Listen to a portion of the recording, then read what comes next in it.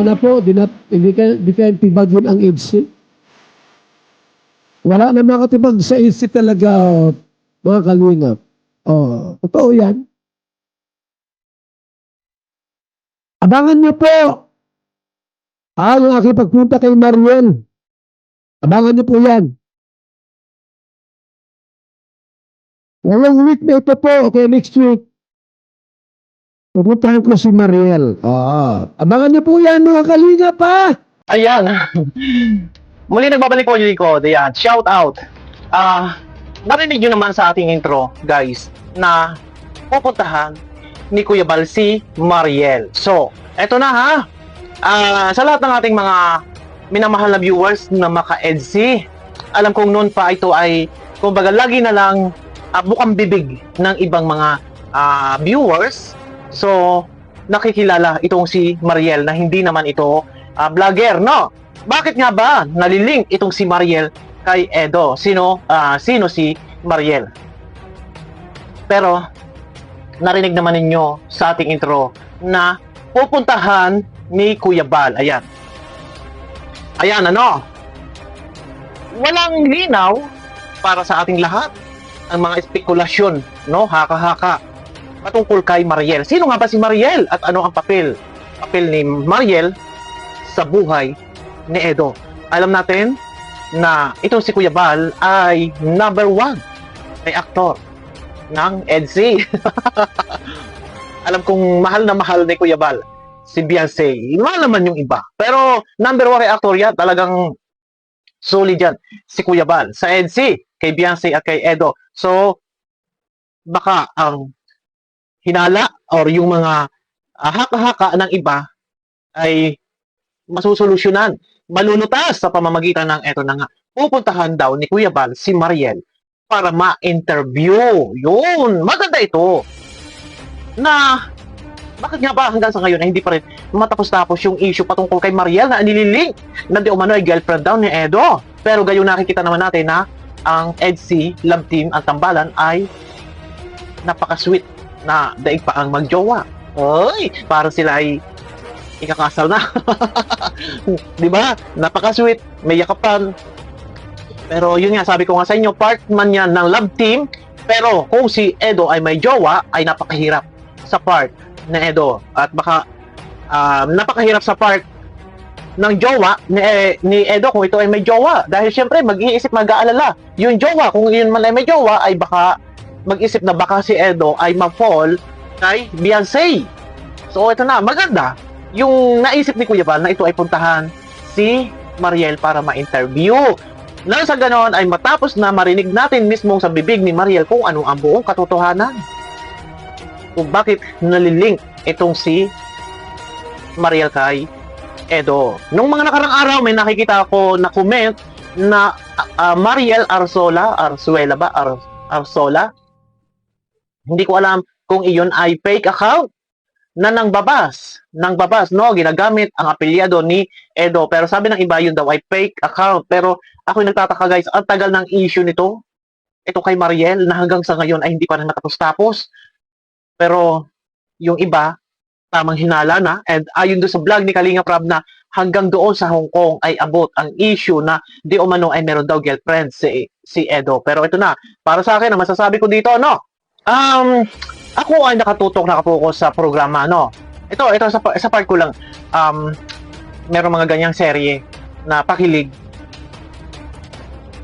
Kung yan po ay may girlfriend si Edo, sabi nga ni Kalinga Prab, hindi niya ilalove team. And hindi po yan na palaging tututukan ni Kuya Bal sa bawat live niya na puro na lang si EDC o Edo and Beyonce. Ang thumbnail, hindi yan para tutukan ni Kuya Bal. Guys, kung si Kalingap Edo ay may girlfriend, di ba? Yun na lang, kasi mahirap na kung si Edo man ay may girlfriend, gayon tayo kilig na kilig. And nandiyan din si Kuya Bal na nag-reaction, ay aasa ang mga viewers. Di ba, ang hirap noon na parang lukuhan. Pero hindi po iyan ilalove team ni, hindi po yan ilalove team ni Kalinga Prab kung merong mga girlfriend. Yun. Pero sabi nga nila, may girlfriend daw. Maganda na interviewin para mismo doon manggagaling yung sagot kay Mariel kung ano ba talaga ang buong katotohanan. Matagal na to eh. Matagal na to guys. Diyos ko, ano-ano na lang ang mga nai-issue. No? Pero, sana sa ating mga minamahal na viewers, ito lagi ko ipapaalala. Ano po? Kung meron man tayo napapanood ng mga love team sa YouTube channel ni Kalinga Prab, para sa akin siguro, sa ating lahat ng mga minamahal na viewers, huwag po tayo magpakilig. Tawag to. Huwag tayo mag-focus doon sa kilig. Mag-focus tayo doon sa programa na nakakatulong sila. And bagkus tayo tumulong, kung gusto natin tumulong, hindi tayo para magpaka-stress. Ano po? Na inaasahan natin maging sila. Hintayin natin. Huwag tayo masyadong excited na maging sila, and pagka nakaramdam sila na merong kaunting balita na ganito, may girlfriend daw, agad tayo nagagalit. Focus po muna siguro tayo doon sa programa na makita natin na yung Kalingap Angels ay nakikita natin na babago yung buhay. No? And yan ay, sabi ko nga sa inyo, love team, hindi ila-love team kung merong girlfriend. Pero sa ating lahat ng mga minamahal na viewers, okay lang na tumutok tayo doon sa pakilig, pero dapat huwag nating iwawala yung programa na makatulong. Kasi baka mamaya bandang huli, masyado kayo nag-e-expect, mataas yung expectation nyo na sila magkakatuluyan. Di ba? Yung iba, masyadong umaasa. And pag nakasanggap ng balita na di umano may girlfriend, naapektuhan. Iwas muna tayo doon. Para hindi kayo may stress. Kasi yung iba na-stress. Sa Edo daw may girlfriend. Pero alam nyo na, minsan, may mga tao may mga galit na naghahari sa puso. Sa mga angels, sa mga K-boys, sa mga leading man. Baka yung iba ay gumagawa ng mga fake account para lang manira. Kaya hindi po dapat tayo nagpapaniwala. Pero para matapos na yan, ayun na nagpupuntahan ni Kuya Bal. Maganda na mismo sa bibig manggagaling ni Mariel kung ano ang buong katotohanan. Kasi unang-una, kailangan linisin din niya yung pangalan niya. Ano ba? Totoo. Dahil nakakalagkat po yung kanyang sarili, yung kanyang picture ay nagagamit po ng iba. Sa thumbnail, ako hindi ako nagtathumbnail ang mukha nito ni Mariel. So para magkaroon ng closure na katahimikan matapos yung issue na inililink si Mariel kay Edo, kung sila man ay may magjowa, walang problema.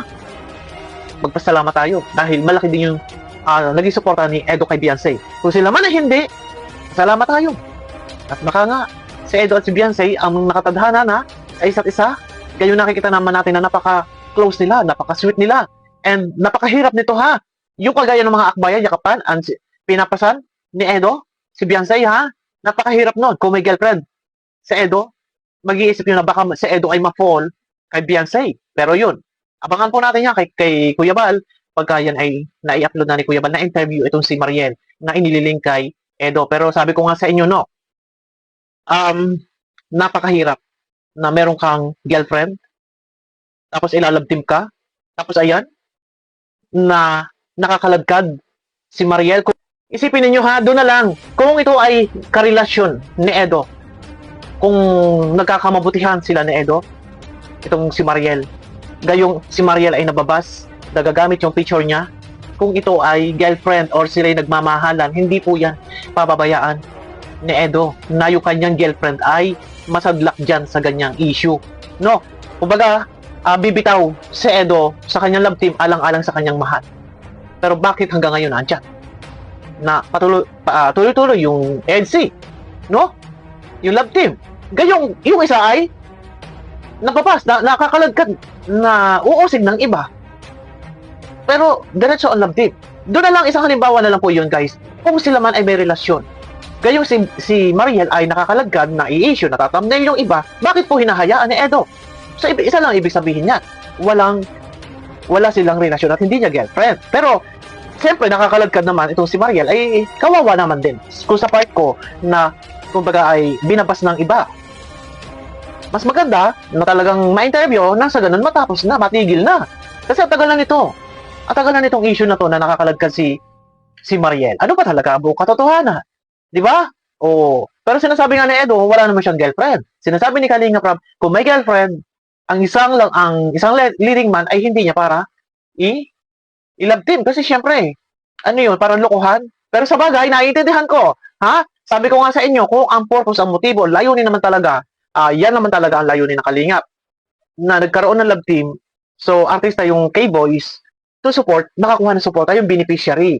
Pero kahit nga may girlfriend, kung okay lang naman sa girlfriend, kasi nga ang motibo, ang layunin ay makakuha ng suporta para sa beneficiary, wala namang problema. Kung yan naman po ay napagkakasunduan na kahit may girlfriend, for example, si Edo or kung sino man dyan, na leading man, kung yan po ay may girlfriend, wala naman po problema. Nagkakaroon sila ng tiwala sa isa't isa at kung alam naman nila na yan ay love team lang naman talaga, ay magkakaintindihan sila. Walang selos na magaganap pero bakit hanggang ngayon hindi matapos-tapos yung issue? Sabi ko nga sa inyo, kung yan po ay girlfriend ni Edo, bibitaw si Edo. Bakit? Kasi nakakalagkad si Mariel. Kung ito ay girlfriend niya, nakakalagkad, nababas, at kumbaga, nawawala na siya ng privacy sa kanyang buhay. Iingatan yan ni Edo kung yan ay girlfriend niya. Pero bakit nga po, tuloy pa yung love team, gayong nababas na si Mariel. Ito guys, hindi naman natin ito may topic, pero ito na, kumbaga naging topic lang naman ni Kuya Bal. And para din matuldo ka na sana, mas maganda nga ma-interview mismo manggagaling doon kay Mariel kung ano ang buong katotohanan. Ang tagal na nito eh. Hindi pa rin matapos-tapos. Ay, yung Mariel hindi naman vlogger, pero nakakalagkad siya. Pero bakit nga? Paulit-ulit tayo. Kung i-analyze ninyo ha, kung yan ay girlfriend at nakakalagkad at nababas na kung girlfriend nyo si Mariel, ay hindi po papayagan niya ni Edo na magkaganyan yung kanyang minamahal.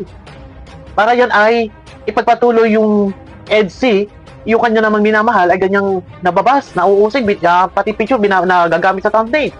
Di ba? Puprotektahan niya yan. Pero bakit nga po?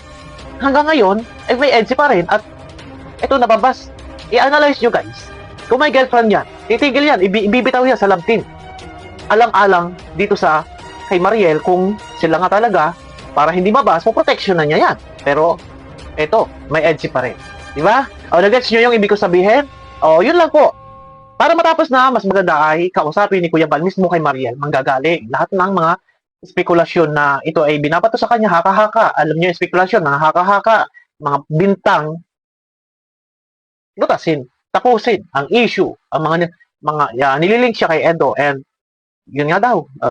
May video naman tayong hawak na ito ay nung magkasama sa nanood ng concert ng Black Nine. Matagal na eh. Hindi pa rin natatapos eh. Pero ito na nga na itapit nga ni Kuya Bal, pupuntahan niya. At aalamin niya, i-interviewin niya. Kasi, syempre, nandiyan si Kuya Bal, naka-monitor yan sa EDC.